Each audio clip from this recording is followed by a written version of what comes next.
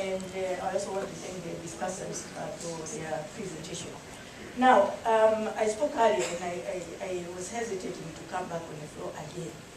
But after listening to all the presentation, I felt maybe I need to say one small thing, because we are now looking at the way forward. And I think this is the way we have to look, which is the way forward. We have diagnosed where the problem is. We have unpacked all these complexities. Where do we go from here? I want to start by saying, among the many ways we can go about this, is to start focusing, because we are talking about women in leadership and women's empowerment, to look very, very carefully at governance, our responsibilities that we have, because it's so easy to blame the leaders, but how are we ourselves exercising the choice Jerry has talked about, the choice in choosing the right kind of leadership? Because these are the people we choose to lead us, are the ones that then set the values, which are going to be the dominant values that are going to guide us. They are the ones who will decide ethnicity, negative ethnicity is the most important identity for us. And so they'll start mobilizing all of us along ethnic lines. And because we don't have a very clear position ourselves, we go along.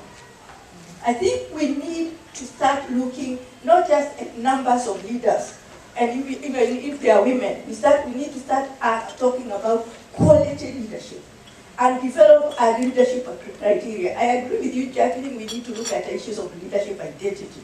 But I think more seriously is the issue of the criteria. Who has the right to lead us? What criteria do they have? We know a lot of these people. Why do we keep allowing the same people who have led us this path of disasters to continue to lead us? My submission, Chair, is that ethnicity, as in its negative sense, is artificial.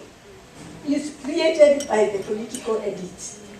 It does not exist. Many of you know people, even before the post-election violence, they had intermarried across communities. They didn't even know whether they were Kalejins, Kikuyus, Kambas, or whatever.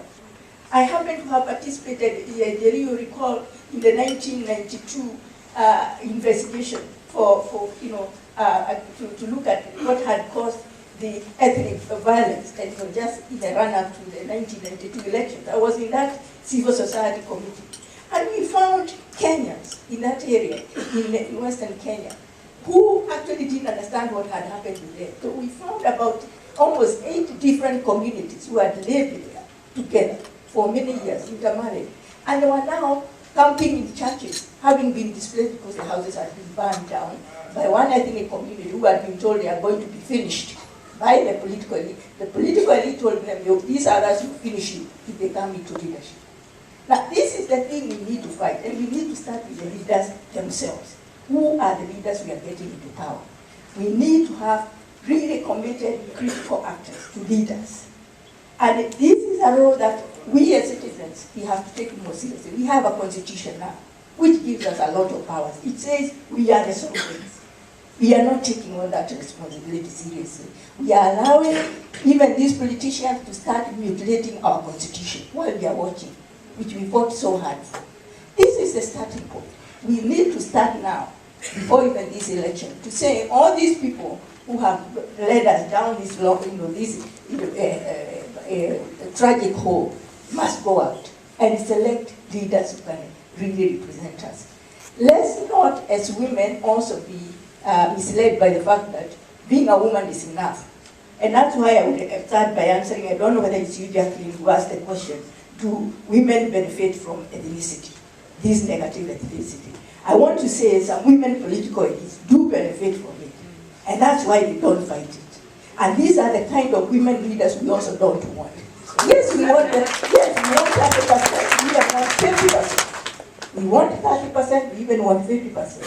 But let's choose women who really, really can carry the agenda of women and of this country, of the ordinary Kenyans who have suffered for so long. Yes. Leadership is very crucial to any changes we are going to make in this country. Because a lot of the issues of ethnicity we are discussing here, a lot of issues of being the dividers Jacqueline was talking about, they are all artificial. They've been created by the political elite, and we can remove them as quickly as they have come to haunt us. And I really believe even in the women's movement, we need to look more closely at those leaders in the women's movement, because some of those should not be leading those movements. Because the women's movement should be really the place, the vehicle to help us select good leaders. And if we are having women who are not doing that, then they have no business being there. They have no business.